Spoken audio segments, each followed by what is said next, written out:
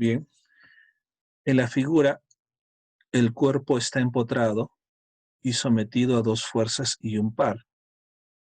Pregunta qué valor tienen las reacciones en el empotramiento.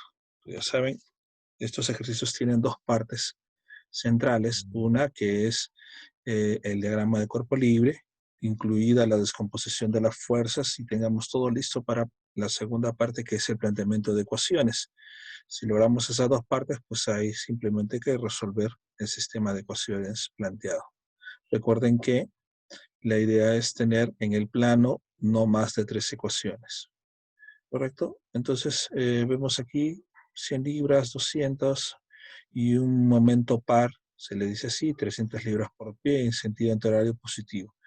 O sea, aquí hay un empotramiento, significa que hay 3 incógnitas, por supuesto. Vamos a intuir. A ver, AX, la fuerza horizontal, intuimos que debido a esta componente de aquí, debe ser hacia la izquierda, ¿no? Correcto, hacia la izquierda. AY hacia arriba. Y ya que está empotrado y tiene un impedimento también de giro, entonces vamos a colocar un momento. No podemos definir cuál va a ser, si va a ser positivo o negativo, vamos a ponerlo por defecto positivo, antihorario. Entonces, momento en A. Esas tres incógnitas tienen que ser esgrimidas en nuestro planteamiento de ecuaciones. Además, hay que hacer, por supuesto, una descomposición de aquí de estas fuerzas, ¿no? De la fuerza de 100 libras.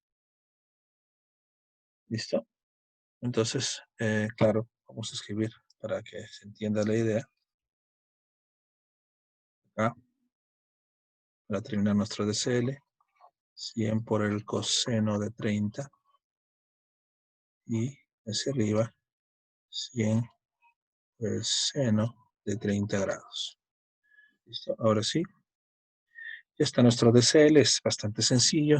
Sumatorio de fuerzas, segunda parte, sumatorio de fuerzas horizontales. Tenemos aquí el autor ha supuesto AX hacia la derecha. Simplemente le he puesto AX más 100 por el coseno de 30 es igual a 0. Nosotros hemos supuesto menos AX, por supuesto. Sumatoria de fuerzas en Y, a Y hacia arriba, menos 200 libras, ¿no? Más 100 por el seno de 30. Y sumatoria de momentos respecto al punto A. Respecto al punto A, que hay un momento de sentido horario negativo, aquí de sentido antihorario positivo, y aquí de sentido horario negativo. Entonces tenemos, y por supuesto el momento MA, que lo hemos supuesto positivo, está MA. Aquí, a ver, 300, esto es que es libra por pie, es este acá, que se está agregando simplemente, es positivo, menos aquí, 200 libras por 2 pies, y menos 100 por el coseno de 30 este de acá. Esta fuerza, recuerden que es horizontal, tiene una distancia vertical, que es de 2 pies, entonces 100 por el coseno de 30 por 2 pies. Luego esta de aquí, que es positiva, más esta fuerza, que es vertical, tiene una distancia horizontal, que es 4 pies, entonces más 100 por el seno de 30 por 4 pies, igual a 0. Tengo ahí mi primera, segunda y tercera ecuación. ¿Listo? Entonces, si observamos aquí, podemos obtener como única incógnita el momento en el empotramiento, MA. ¿Sí? Aquí igual podemos obtener AX. ¿Sí? Y vamos a obtener AY, cada una por separado. Es bastante sencillo este ejercicio. Entonces resolvemos las ecuaciones. Al despejar a X nos va a dar 100 por el coseno negativo, ¿no es cierto? Porque el despejar negativo según este planteamiento, pero para nuestro DCL nosotros hemos supuesto a X hacia la izquierda. Creo yo que el autor lo ha supuesto hacia la derecha y por eso es que le sale negativo. Nada más que eso, ¿eh? Nosotros nos va a salir 86,6 positivo. ¿Listo? ¿Ya? Luego, despejando AY, es así, nos va a salir igual, 150. Y el momento en el empotramiento, ¿no? Despejando, multiplicando y despejando todo esto, 73,2 libras por pie. ¿Listo? Ese es el diagrama de cuerpo libre. Este es el diagrama de cuerpo libre del, eh, del ejercicio. ¿Sí? Bueno, si se dan cuenta, efectivamente el autor ha colocado AX hacia la derecha, ¿no? Hacia la derecha. ¿Listo? Entonces nosotros lo hemos puesto hacia la izquierda, obviamente salió hacia la izquierda, ¿no? Entonces, observe detalles que el par de 300 libras por pie y el par MM generados por el empotramiento no aparecen en las dos primeras ecuaciones, claro, porque en las dos primeras ecuaciones solo se suman fuerzas, no momentos, así que estos momentos de acá no deben aparecer, ¿no es cierto? ¿Correcto? Asimismo, el momento debido a un par es el mismo respecto a cualquier punto. O sea, yo podría agarrar este momento de 300 libras y moverlo a cualquier otra posición y no afectaría nada porque sigue siendo antihorario positivo. ¿Listo? Muy bien. Y eso es todo en este primer ejercicio. Hay algunas configuraciones que implican, por un lado, que la estructura no se puede mantener en equilibrio, o, si no es el caso, que son estáticamente indeterminados, que quiere decir que con las leyes de la estática nosotros no vamos a poder, no nos van a bastar para resolver dichos ejercicios. Bueno, vamos a ver el primer caso. Se llaman soportes redundantes, ¿no? Esto sucede cuando un cuerpo tiene más soportes que el mínimo necesario. Observen aquí. eh, Tenemos, a ver, 1, 2, 3, no hay problema ahí. ¿Ya? Consideramos una vía empotrada de su diagrama de cuerpo libre, obtenemos las ecuaciones de equilibrio, ¿correcto? AX, AY y MA. ¿Listo? Sumatorio de fuerzas en X nos va a decir que AX es igual a 0, ¿correcto? Sumatorio de fuerzas en Y, AY es igual a F, ¿no? De tal forma que AY, bueno, AY menos F es igual a 0, AY es igual a F, y sumatorio de momentos respecto al punto A va a ser el momento en A, que está en el empotramiento, y este momento que es horario negativo menos F por L medios, ¿correcto? Entonces, la lógica es que yo pueda determinar máximo un número de 3 incógnitas para el plano, como ya les he venido diciendo. Si F no se conoce, entonces no podremos resolver el sistema. Encontraremos una o dos incógnitas, pero el resto no. Necesitamos conocer el valor de F para poder analizar. Si se conoce F, por lo tanto, se puede desarrollar. ¿Listo? Ahora, veamos este caso. Supongamos que añadimos un soporte de rodillo en el extremo derecho de la viga. Saben que antes teníamos el caso de la derecha, ahora estamos en el caso de la izquierda. Ahora vamos a tener AX, AY, un momento en A, con esto que son 3 incógnitas, y aquí un soporte en B más una normal, van a ser 4 incógnitas. Muchas veces esto sucede porque en las estructuras no se ponen el mínimo de apoyos o reacciones posibles para que se sostengan en equilibrio, sino que se pueden agregar más elementos, como este apoyo en B. ¿No es cierto? Entonces tenemos, repito, AX, AY, MA y B. Esto, cuando desarrollamos nuestras ecuaciones, decimos sumatoria de fuerzas en X me va a dar a X0 igual, sumatoria de fuerzas en Y, AY más BY menos F es igual a 0, y sumatoria de momentos, aquí MA menos F por L medios más B por L, sus 3, ¿correcto? Pero no podemos resolver más allá de la primera, porque en sumatoria de fuerzas en Y, AY, F, bueno, supongamos F conocido, AY y B desconocidos, y en la segunda MA, F y B desconocidos. Son 3 incógnitas con 2 ecuaciones que nos restan. ¿Correcto? Esto se llama grado de hiperestaticidad. El grado de hiperestasticidad me indica que cuántas incógnitas de más o cuántas incógnitas extra hay que no me permiten resolver con las leyes de la estática. ¿Ya? Vamos a regresar un ratito para acá para explicarles. O sea, en simple, en este ejercicio, si yo digo número de ecuaciones, ¿cuántas son? Hay 3. Número de incógnitas,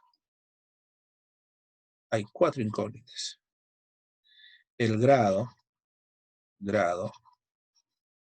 de hiperestaticidad, lo que quiere decir hiperestático, que va más allá de la estática, es la resta. El número de incógnitas, 4, menos el número de ecuaciones, 3. El grado de hiperestaticidad es igual a 1. ¿Sí? No tenemos 1, 2, 3 grados de hiperestaticidad. Esto me indica que hay 1, 2 o 3 o más incógnitas que no se pueden hallar. ¿Listo? Matemáticamente, repito, sabemos que para resolver un cierto número de incógnitas hay que tener la misma cantidad de ecuaciones. ¿Qué quiere decir? Que no se puede resolver con estática, pero sí tendríamos que tener alguna información adicional. Aquí no la tenemos. ¿Ya?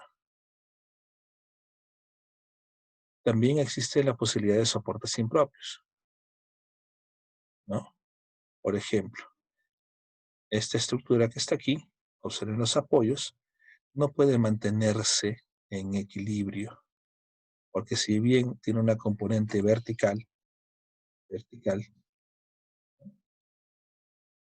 con normales que se contraponen, o sea que hay una sumatoria de fuerzas en Y igual a 0, la sumatoria de fuerzas en X no es igual a 0 porque no hay ninguna otra fuerza que se contraponga a esta componente de la fuerza.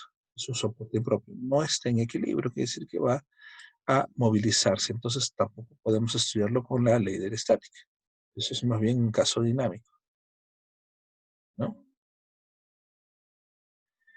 Esta situación, por ejemplo, si no hay una simetría de esta carga, esta F, si estuviera en el medio sería otra cosa, ¿sí? Debido a los ángulos, se podría mantener en equilibrio, pero el F estar desbalanceado va a hacer que el sistema empiece a girar, ¿no?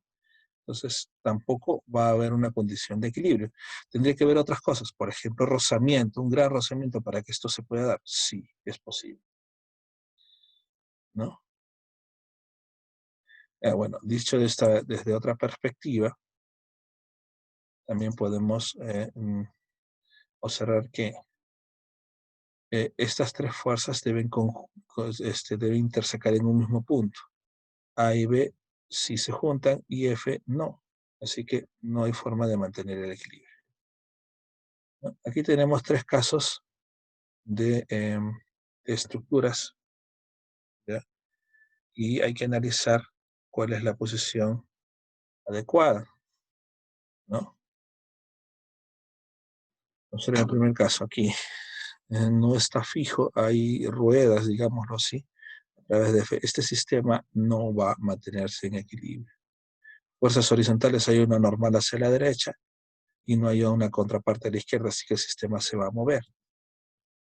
Aquí el sistema puede descender, sí, hay una reacción, pero la reacción en X no tiene con quién, tendría que ser parte de la suma de estas dos.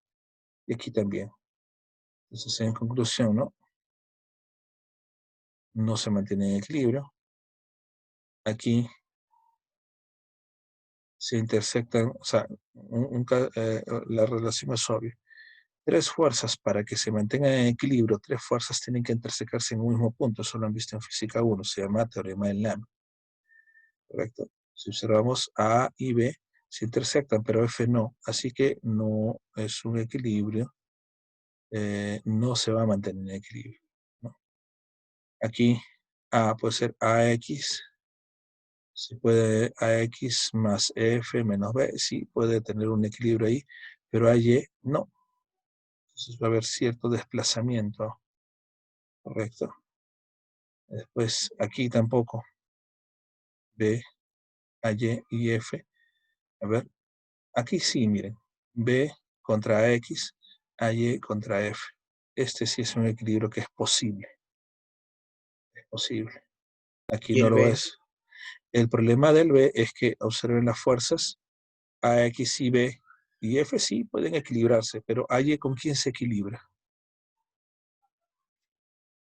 ¿Con quién se equilibra AY? Entonces, ¿qué significa esto? Que este sistema va a tender a movilizarse, ¿no? ¿Sí? Puedo resolver estas incógnitas. Ahora, a ver, regresemos un poquito acá, atrás, ¿no? ¿Qué pasa aquí? A ver, ¿sí? Observen aquí. Bueno, acá esto es obvio, esto se va a desplazar. Aquí hay un equilibrio adecuado, sí, hay un equilibrio.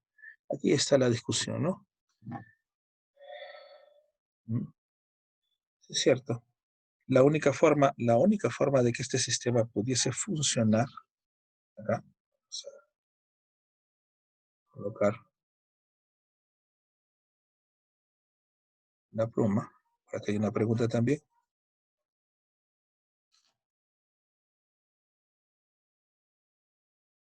Si la barra tuviera peso, ¿estaría en equilibrio? Sí, por supuesto. Toda la razón. Estamos suponiendo primero que la barra no tiene peso, ¿no? Entonces aquí no hay un balance.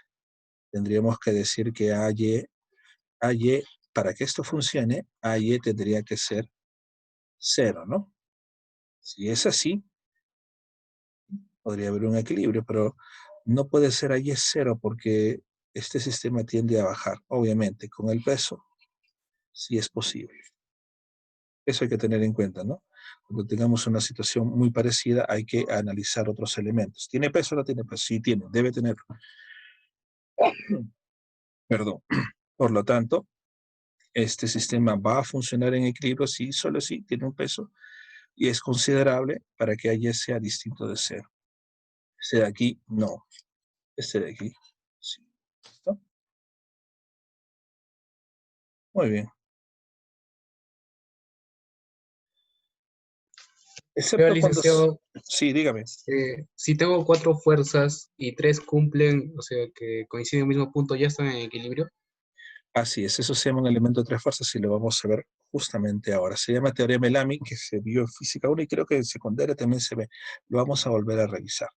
¿Listo? Dame un segundo, avanzamos esto y te explico. Bueno, excepto cuando se abordan fuerzas de manera explícita en soportes impropios, en nuestros ejemplos, nuestros casos en el curso, se supone que todos los problemas en los cuales abordamos debe tener un equilibrio para poder cumplir con nuestras ecuaciones, si no habría un tema de impropiedad, ¿sí? ¿Ya? Pero de todas maneras, en los casos más realistas, hay que analizar si ese equilibrio está garantizado o no. En nuestros problemas sí lo están, de hecho, pero en casos reales no siempre está garantizado ese equilibrio. ¿Listo? A ver, para contestar a la pregunta de su compañero, para responder, miembros de dos y tres fuerzas. Ya, analicemos primero el caso de un miembro de dos fuerzas. Ya lo hemos visto antes, lo hemos intuido, ¿no? Si tengo un eslabón, un elemento cuyo peso es despreciable y está unido en sus extremos, como en estos casos, entonces quiero analizar la posibilidad de la dirección de las fuerzas que están en estas uniones, que son reacciones, por supuesto. Digamos, hay una posición A, una posibilidad B y una posibilidad C. La posibilidad A no cumple con la sumatoria de fuerzas. La sumatoria de fuerzas no es igual a cero. La sumatoria de momentos tampoco es igual a cero. En el caso B, tampoco se cumple. Sumatoria de fuerzas no es igual a cero. Sumatoria de momentos tampoco es igual a cero. ¿Ya? En el tercer caso sí, porque son fuerzas iguales y opuestas. Esto va a funcionar si solo si F1 es igual a F2. O sea, F1 tiene que ser igual a F2, ¿no? A una única fuerza. Y entonces se va a cumplir que la sumatoria de fuerzas es igual a 0. Y sumatoria de momentos respecto a un punto debe ser igual a 0. ¿Recuerdan el momento par? El momento par, así hay el momento respecto a un punto cualquiera fuera, ya que este es un par de fuerzas. Los par de fuerzas, recuerdan que la cupla par de fuerzas era así, ¿no? Y aquí había una distancia d. Entonces este momento era igual a F por D. Claro. Esta cupla par de fuerzas tiene una D que es igual a 0 porque no hay separación perpendicular. Si D es 0, ese momento es igual a 0. Entonces, esta es la única forma. Cuando yo tengo un elemento de dos fuerzas, la única opción posible. Que las fuerzas pasen por el eje de las reacciones. Yo les mencioné algo así, ¿no? Estén ambas iguales, se le dice T normalmente porque están a atracción, o que ambas estén a compresión. Es la única posibilidad, la única par de posibilidades cuando tengo solo dos fuerzas. ¿Sí? Cuando tengo solo dos fuerzas. Colineales, correcto, Yamin. ¿Listo? Elemento de dos fuerzas y su peso no cuente, por supuesto. ¿Cuándo se va a dar ese caso? Ahorita vamos a ver un par de imágenes. Sí, hay otros casos aquí.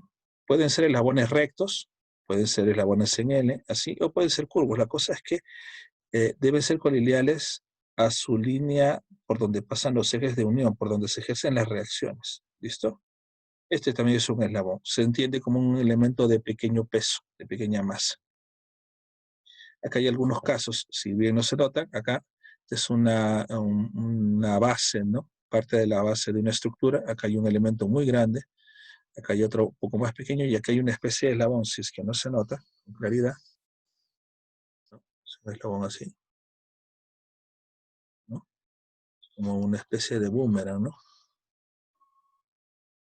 Si bien este eslabón debe pesar algunos cuantos kilos, comparado con este elemento y con los otros, que deben ser varias toneladas, este eslabón, la fuerza que se ejerce debe pasar por sus puntos de unión, así que las fuerzas o son de tracción, es probable aquí, o de compresión. Es más, esa es la razón, ¿no? Otro eslabón es el BC en esta figura. ¿Sí? Aquí está de compresión, ¿no? El eslabón está así y está soportando fuerzas de compresión para sostener la pluma. Acá también hay otro eslabón, ¿no? Y otro eslabón aquí. Son elementos de dos fuerzas, ¿sí? Aunque obviamente este elemento debe pesar algunos kilos, comparado con el resto de estructuras, con las cargas que son de ser mucho más grandes, su peso no cuenta, por lo tanto se considera como elemento de dos fuerzas. ¿Ya? Hay muchos casos en la vida real en los cuales funcionan los eslabones. Son elementos de unión, de empalme, ¿correcto? Y acá está el miembro de tres fuerzas.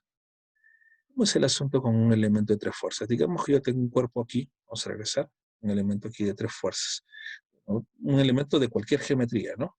Y tengo tres fuerzas, en A, F1, en C, F3, en B, F2. Si este elemento está en equilibrio, esa es la condición. Si está en equilibrio, se cumple con el teorema de Lamy. ¿No? Teorema de Lamy. Se llama así. En secundaria se usaba, porque usaban ustedes triangulitos para resolver ecuaciones. Teorema de Lamy. ¿Sí? Así se le llama. ¿Qué significa? Si estos elementos están en equilibrios, la condición para que estos elementos, estas tres fuerzas, solo tres fuerzas, no dos, no cuatro, solo tres, es que estas tres fuerzas deben trazar líneas de acción en un punto común donde éstas se unen. ¿Y por qué se tienen que unir? Porque cuando se unan, ya, digamos acá, esta de acá la vamos a trasladar. Acá está, digamos, F3. F2 la voy a trasladar en línea, por acá estaba, vamos a bajarle, F2, y por acá estaba F1, ¿sí? Parten de un punto común y se puede aplicar la famosa ley de senos. Se puede trabajar así con estos ángulos. F2 es al seno de alfa, este es alfa, como, ¿se acuerdan? F3 es al seno de beta y F1, perdón, es al seno de gamma, ¿no? Puede trabajarse así o puede cerrarse. Nosotros no lo hacíamos así en secundaria, lo hacíamos como un triángulo. Este tiene que ser un triángulo cerrado, es decir, más o menos así. A ver, para que funcione. Y aquí la idea, la ventaja del triángulo es que debe haber mayor proporcionalidad entre la intensidad de las fuerzas. Si esto es F3, ya, digamos que F2 deberá ser así, más pequeño. No estoy cambiando la dirección de F2, ¿no? Y F1 tiene que ser así. Ah, significa que F3 es mayor, es más largo, ¿no? Correcto. F1, sí. Tiene que cerrar un triángulo. ¿Y por qué? ¿Quién me dice por qué tiene que cerrar un triángulo con los vectores todos en un solo sentido? Porque yo sé en secundaria que la suma de los vectores horarios se igualan y se suman a los vectores antihorarios. Entonces, como todos van en un solo sentido, yo puedo demostrar que F1 más F3 más F2 es igual a 0, ¿cierto? Cuando estamos en esta configuración. No sé cómo lo manejaron en secundaria, pero todos los que van en sentido horario se suman y se igualan a los que van en sentido contrario. Acá todos están en sentido horario, digamos, o uno a continuación de otro. Se comprueba que la sumatoria es igual a 0. Entonces, recapitulando, si estos vectores que están en el mismo sentido suman 0, se pueden convertir en este sistema. Y para que esto pueda ser posible, esto significa que estas tres fuerzas tienen que ser concurrentes en un único punto, ¿sí? Regresando a la idea, la disposición de las fuerzas en esta roca. Entonces, la condición para que tres fuerzas se encuentren en equilibrio es que deben ser congruentes en un único punto. Se llama teorema de Lane. Para tres fuerzas deben cruzarse en un único punto, es decir, acá hay una fuerza F1, por acá hay otra fuerza F2, ¿no? F1, F2. Entonces yo alargo sus líneas, acá hay un punto. La F3 no puede ser así, porque el que se cruza con F2 no pueden ser dos puntos. F3 tiene que ser realineada para que pase, ya sea de entrada o de salida, pero tienen que cruzarse en un único punto. ¿Está claro? Esas son condiciones que nos van a ayudar a simplificar en mucho casos de tres y de dos fuerzas. Y de alguna forma nos van a ayudar a resolver muchos problemas que aparentemente deberían tener más de una incógnita extra. ¿Listo? Ejercicio del texto de Beer, pueden revisarlo ahí, ustedes lo tienen. Dice, la palanca ABC, esta que está acá, tiene un segmento un poco curvo en AB, recto en BC. Está articulada en A, tiene una articulación que puede girar alrededor de A. Y conectada a un eslabón corto BD, que es un eslabón en forma de L invertida. Si el peso del miembro es insignificante, o sea, del eslabón y de la barra, entiendo, ¿sí? ¿Qué quiere decir insignificante? Que 400 newtons, este peso debe ser quizás unos 5 newtons, unos cuantos gramos, ¿no? En masa hablando, ¿no? Y este también, entonces, respecto a esta carga que se está aplicando es despreciable, va a afectar básicamente en algunos decimales que son casi imperceptibles. Entonces, determine la fuerza del pasador en la articulación sobre la palanca en A. ¿Listo? Entonces, determinar la fuerza del pasador de la articulación sobre la palanca en A.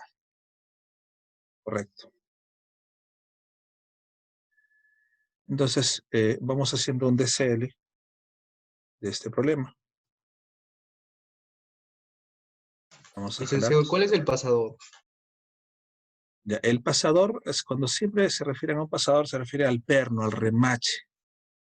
¿Ya? Acá en A hay un remache, un perno, un tornillo puede ser, ¿no? A eso se refiere un pasador. Esto es un eslabón. Este acá, pasador. Pasador también hay acá. Aquí también un pasador, un perno. ¿Correcto? No sabemos si es perno, remache, un tornillo. Bueno, sí, se le dice pasador por defecto. ¿Listo?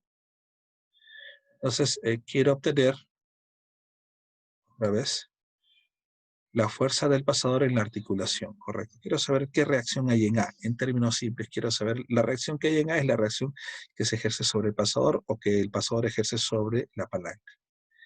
Bien, si hacemos un DCL inicial, vamos a colocar aquí, ¿no? Lo lógica me dice que hay que poner una AX. AX aquí. ¿Sí? AX. Y una Y, ¿no es cierto? AY. Aquí en B tendré que colocar, como también tiene opción de girar, una, vamos a poner BX y una BY. Vamos a colocar BY, BX. Esa es la primera idea, ¿no? Cada articulación implica dos incógnitas, cada pasador. Cuando dice pasador liso, saben dos incógnitas. Pero aquí hay un problema. Hay AX, AY, BX, BY, cuatro incógnitas. Así tal cual no lo podemos resolver. Entonces, ¿qué tenemos que hacer aquí? Tenemos que replantear el problema. Tenemos que eliminar, matemáticamente eliminar una incógnita. Y voy a eliminarla en B. Entonces voy a borrar. Es decir, aquí. ¿Por qué en B? Porque en B ocurre algo curioso. Tengo un eslabón. Este eslabón aquí. Recuerden, cuando hablábamos de un eslabón, ¿no? Eslabón, voy a graficarlo así a mano alzada. Tenemos puntos de unión aquí, en D y en B. Esto me dice que al ser un eslabón, las fuerzas solo pueden ser de tracción o de compresión y pasar por un eje común. Vale decir, vamos a pasar solo por este eje. ¿Listo? Así que yo debo intuir que la dirección está dada, ya que tengo las direcciones del eslabón, bueno, el ancho y el alto, puedo establecer cuál es la dirección de estas fuerzas. Vamos a borrar aquí para poder, no sé si se entiende ahí la idea. Entonces, me queda claro que en el eslabón tengo que colocar una fuerza, ya sea de tracción o compresión. ¿Sabes qué dice? Ojo, que puedo intuirlo, puedo ponerlo de tracción a ambas o de compresión y luego averiguar si estaba bien o no. Pero creo que yo puedo hacer algo más. A ver, si soy el eslabón y la palanca me jala, bueno, ya lo dije, ¿no? La palanca jala con 400 newtons hacia la derecha, yo como eslabón estoy soportando una tensión, ¿no es cierto? Me están estirando, intentan estirarme. Entonces lo que yo soporto es una fuerza de tracción. Entonces vamos a colocarla aquí. En B hay una fuerza. Vamos a ponerlo un poquito más acá.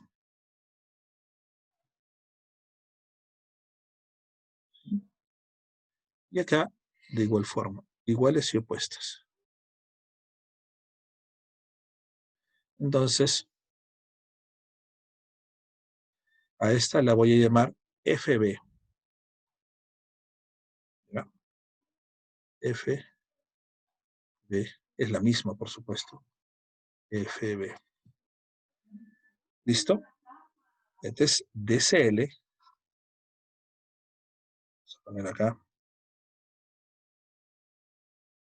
Es el DCL del eslabón.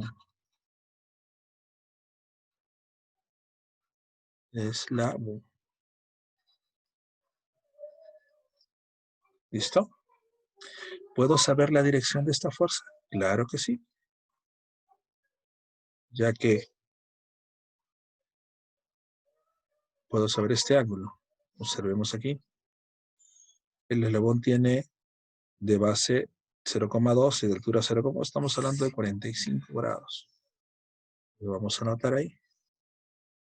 Esto es 45 grados. Ya tengo la fuerza. En vez de colocar una BX y una BY, ya tengo B con 45 grados. O solo una sola incógnita. ¿Cierto? Es decir que ya eliminé una sola una incógnita. Reviso otra vez. Lo salen aquí. Ya tendría AX, AY y colocaría FB, ¿ya? FB en la palanca. Pero ojo, en la palanca no es FB hacia arriba. Si yo analizo, aquí estoy analizando la palanca, solo me olvido del eslabón, entonces me daré cuenta de lo siguiente, que esa FB pasa por esta dirección y vamos a poner en azul. FB, si aquí FB está diagonal hacia arriba, está siendo jalada, aquí esta misma FB debe ser aquí. ¿Listo? Aquí está mi FB.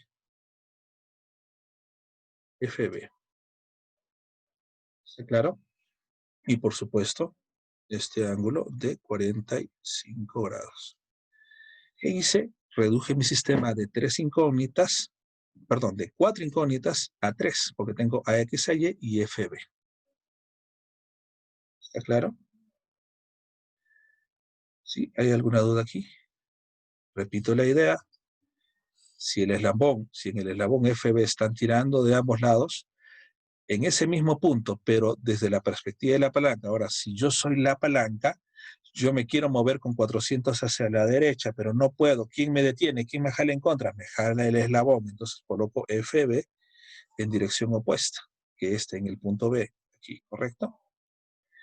¿Puedo hacer algo más? Sí, puedo hacer algo más todavía. Y vamos a hacerlo para poder aplicar las dos situaciones que vimos hace un instante, de miembros de 2 fuerzas y miembros de 3 fuerzas. Dije, este es un miembro de 2 fuerzas. Ya lo resolvimos, elemento de 2 fuerzas. Pero ¿qué pasa con el eslabón? Vamos a ver. Vamos a recortar esto de acá. Lo voy a mover.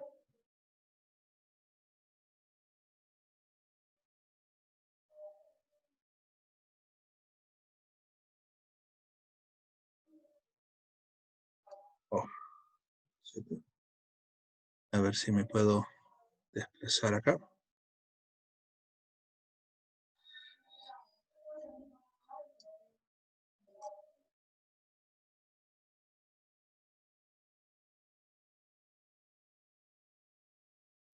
A ver. No lo puedo desplazar. No sé por qué. Entonces, ya desplacé mi eslabón aquí. Es un elemento de 2 fuerzas. Eso es lo que quería para poder trabajar en esta figura. Decíamos aquí, es un elemento, un miembro de 2 fuerzas.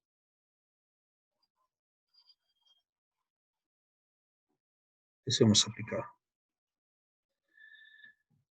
Entonces quiero retornar aquí. Les decía que puedo todavía simplificar aún más el ejercicio. No quiero que haya AX ni AY, sino una sola fuerza con su ángulo. ¿Y por qué puedo hacer eso? Porque si observan aquí, esta palanca tiene aquí una fuerza en C, 400 newtons, una fuerza en B, segunda fuerza que hay que determinar, y en A, en realidad, hemos puesto X y Y, pero en realidad sabemos que es una sola fuerza, ¿no es cierto? Entonces, el elemento ABC es una palanca, es un elemento de 3 fuerzas. Entonces, vamos a anotar eso. Y si es un elemento de 3 fuerzas, sus 3 fuerzas se tienen que cruzar en un único punto. Entonces, vamos a anotar aquí.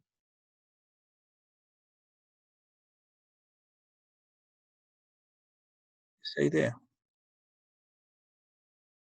La palanca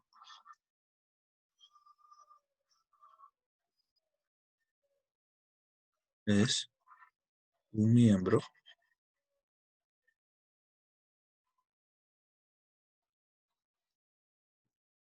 de 3 fuerzas. Es decir, estas fuerzas tienen que conjugarse en un único punto. Muy bien. ¿Cuál es ese punto? ¿Cómo encuentro ese punto? Bueno, me baso en esta idea.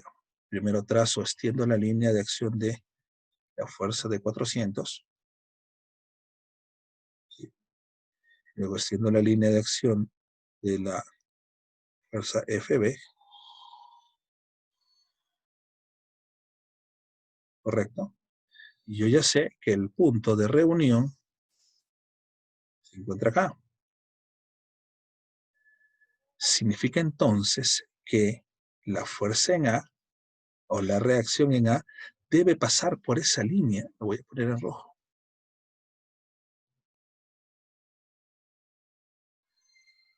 Unido hasta A.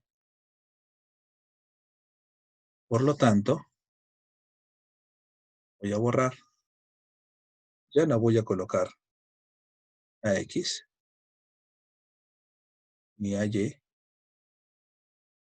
para solo colocar A. Vamos a ponerlo en líneas punteadas para que esto se vea mejor.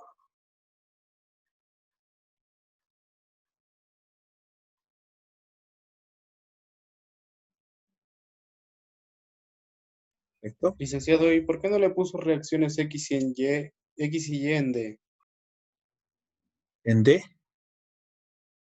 Ah, correcto. Miren, yo estoy analizando la palanca. Ya. A ver. Regresemos un poquito para explicar. Es que sí es una pregunta muy común porque lo que pasa es que, ¿qué es lo que estás analizando? Depende del DCL que estás trabajando, ¿no? O sea, si yo estoy trabajando la articulación en D, yo pondría aquí la articulación en D, pondría pues una DX, ¿no?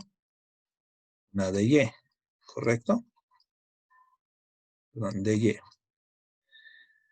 Sí, pero al entender este análisis del eslabón, este es un DCL este es DCL de quién? De la sujeción, de la articulación. Este es un DCL del eslabón.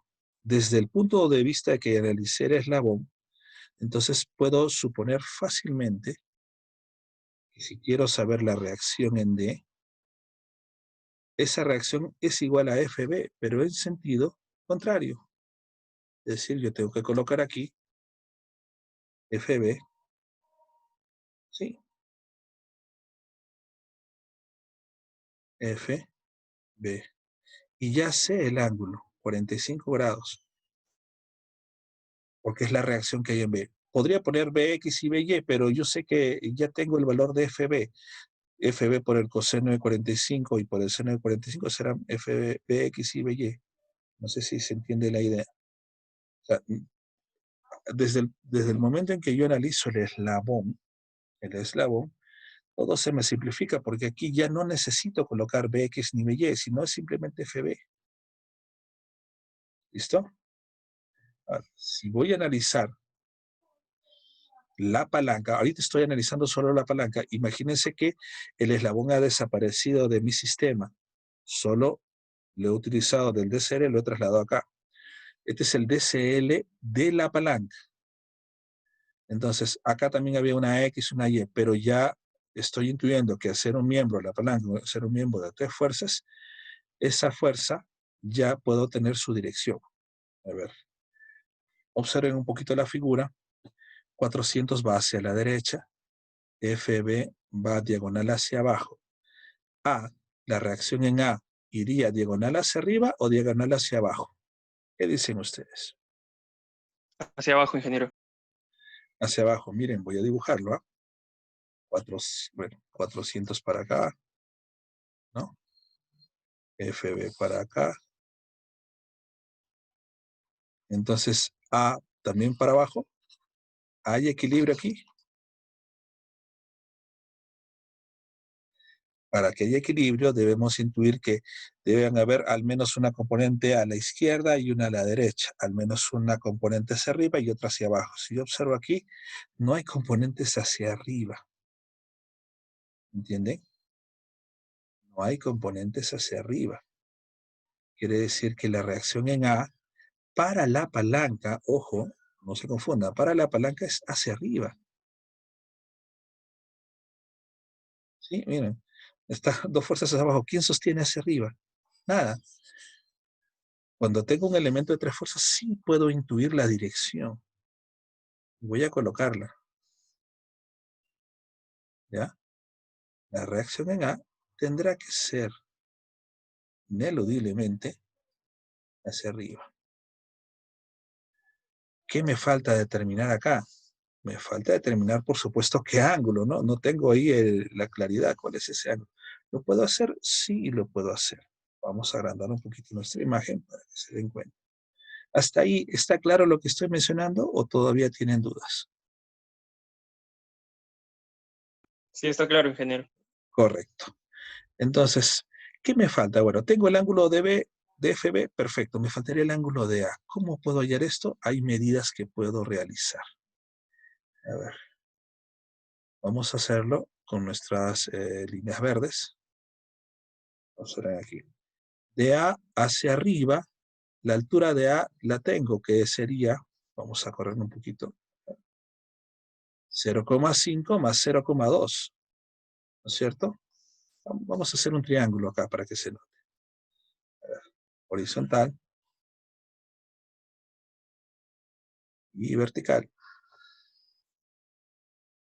Si yo tengo estos catetos, podré encontrar A, por supuesto, ¿no? ¿Puedo hacerlo? Creo que sí. Esta vertical es la suma de 0,5 más 0,2 hasta este punto. Esto sería 0,7 metros. Y puedo hallar esta de acá. ¿La tengo? No la tengo. ¿Qué puedo hacer? A ver. Observen que este otro de acá, este otro triángulo que también es rectángulo, la línea que pasa por FB, ¿ya? Es de 45 grados. 45 grados. Eso me indica que ambos catetos, para este triángulo, vamos a ver, anotemos, en el triángulo, vamos a poner un nombre aquí, vamos a ver, de A, B, vamos a ponerle C, este punto C. No, ya está el punto C, correcto. Vamos a ver punto E, y este es el punto F, ¿correcto? Si me fijo en el triángulo DFE, en el triángulo DF, acá, FE, es un triángulo con un ángulo de 45. Si este cateto es 0,7, quiere decir que este de acá también lo es 0,7, ¿correcto? Así que este tramo que me hace falta, este tramo, debe ser 0,7 menos 0,2 y 0,1, ¿no es cierto? 0,2 y 0,1 metro. ¿Está claro? Porque como es 45 grados, 0,7 y acá también tiene que ser 0,7. Entonces me queda 0,4. ¿Cierto? 0,4 metros. Que son los catetos del otro triángulo. Entonces, yo puedo encontrar este ángulo que le voy a llamar, no le he puesto ningún valor, alfa. ¿Ya?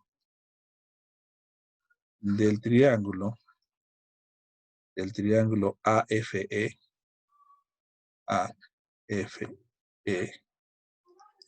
tengo que alfa es igual a la tangente inversa de ¿quién? Cateto opuesto, 0,7. Cateto adyacente, 0,4. ¿Cuánto sale ese ángulo? ¿Cuánto sale alfa? Calculadora. ¿Qué ángulo es el que obtengo acá?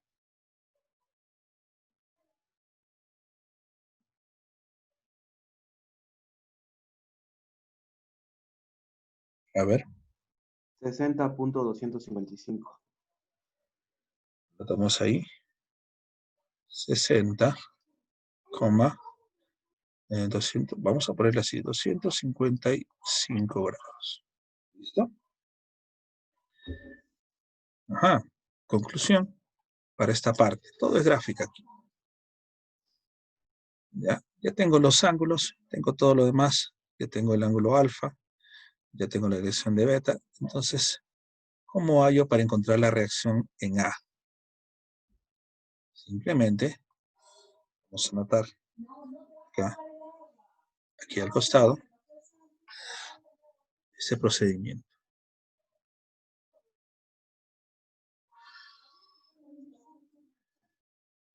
Decimos lo siguiente.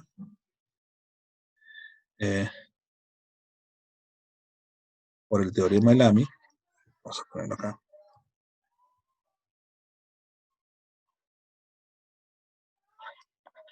Por teorema de Lamy,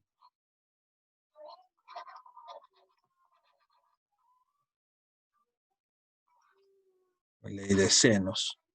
Vamos a borrar acá. Vamos a poner nuestras 3 líneas de referencia. Así en sencillito. Más o menos acá. 45 grados. La otra que estaba en rojo. Ligeramente por acá. Y la otra, por supuesto, es horizontal, ¿no? Estas líneas son nuestras líneas por donde se tienen que desplazar las fuerzas, ¿no? Las fuerzas. La fuerza F, por ejemplo. FB va a subir hacia el punto E y va a quedar una recta así.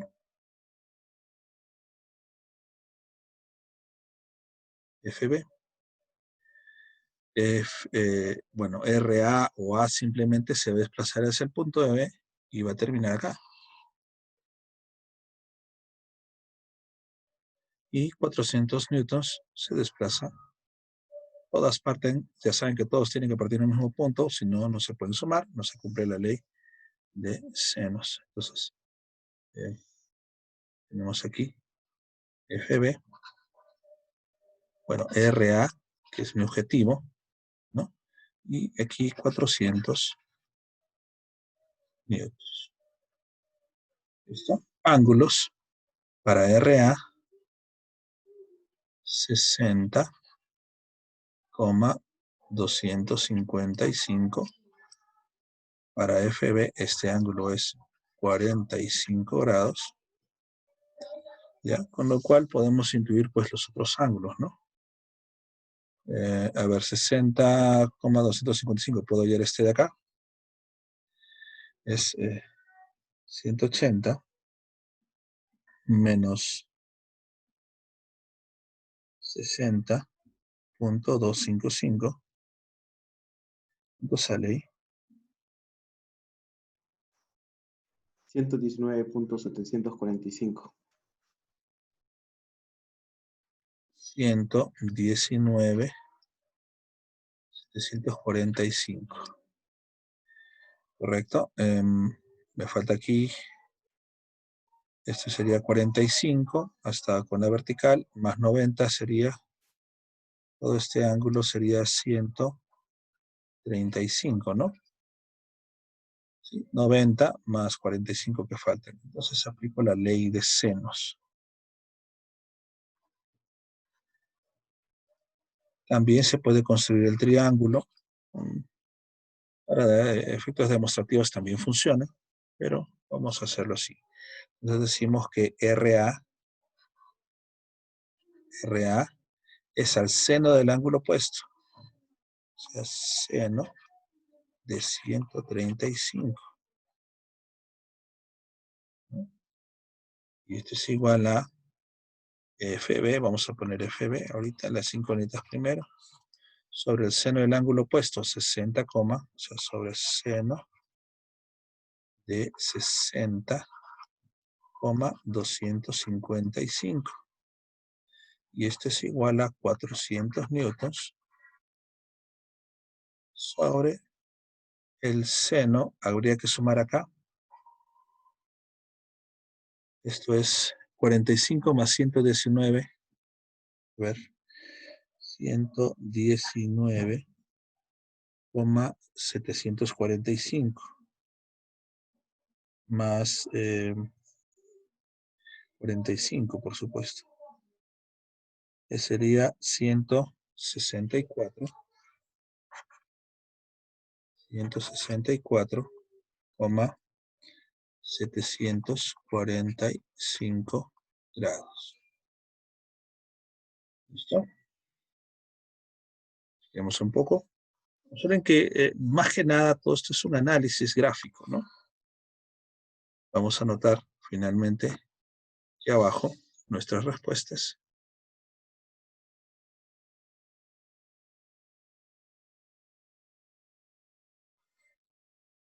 Para RA es igual a 400. Vamos multiplicando. Y no me está saliendo muy bien esto. 400 newtons por el seno de 135 sobre el seno de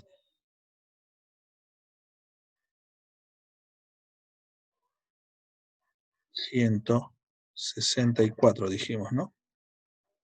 164.745. Estoy uniendo estos dos.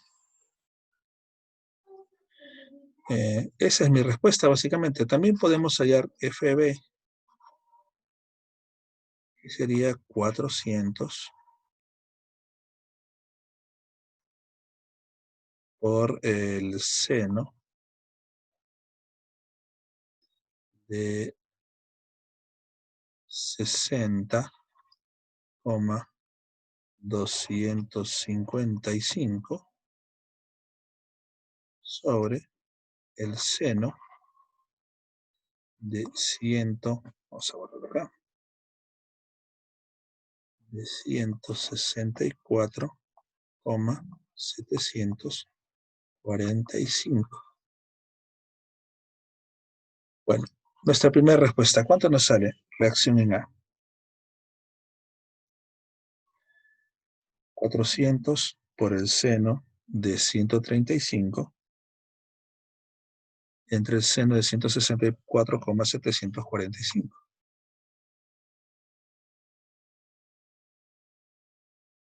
A ver, Eddie nos dice que sale 1074. Vamos a corregir acá. 1074,9759, 98. 98 newtons. No me lo pedían, pero hallemos FB. ¿Cuánto sale FB? Correcto, Kevin. También. Iván también dice que sí. ¿Cuánto nos sale FB? 400 por el seno de 60,255 entre el seno de 164,745. ¿Cuánto nos sale?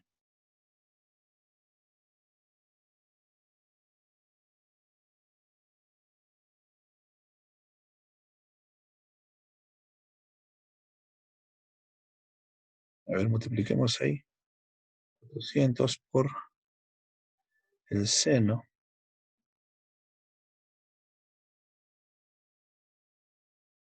de 60,1319 me dice Kevin, ¿correcto? A ver, ¿sale igual? Sí. 1319,94. Y estas son mis respuestas, especialmente esta de acá, ¿no? Respuesta. Vamos a centrarlo. Ya nos decía, determina la fuerza del pasador, decía, ¿no? Como decía, parece confundir. Quiero hallar la reacción en A. La reacción en A es la fuerza que se ejerce sobre el pasador o que el pasador ejerce sobre la palanca. ¿Ya? Observamos aquí. FA, respuesta 1074,63. Nosotros es 98. Y aquí F 1319,58. Hay una ligera diferencia. Puede ser por lo siguiente. Repito, si nosotros hubiésemos trabajado con AX y AY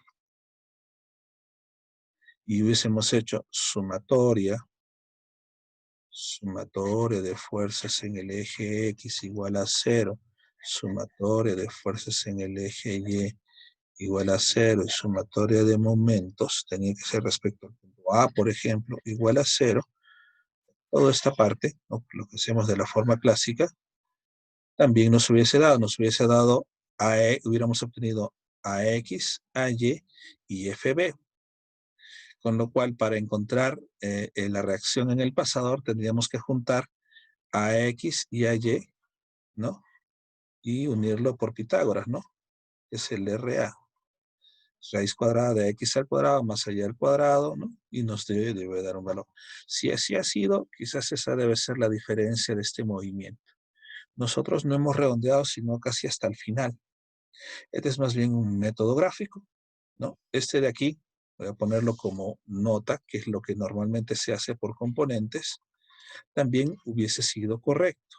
Repito, bastaba, lo mínimo que teníamos que hacer es reducir nuestras 4 incógnitas a 3. Y lo hicimos cuando encontramos el FB con su dirección. Yo he querido ir un poco más y al analizar que la barra ABC solo tenía 3 fuerzas, entonces lógicamente encontré esa tercera con su ángulo para poderlo hallar. Observen que la parte de matemática es muy sucinta, muy corta. Claro, hay un diagrama ahí que se ha invertido, ¿no? Que se ha invertido tiempo en este desarrollo. ¿Listo? Entonces, repito, si podían hacerlo así, este es lo normal, este es nuestra opcional.